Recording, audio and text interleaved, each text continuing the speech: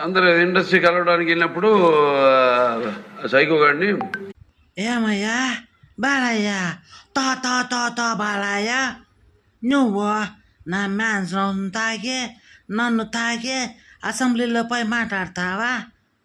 ఏమయ్యా నీ బావ మాట మాట్లాడుతున్నావు? నీ బావ కైపెక్కిందా ఏంది నీకా?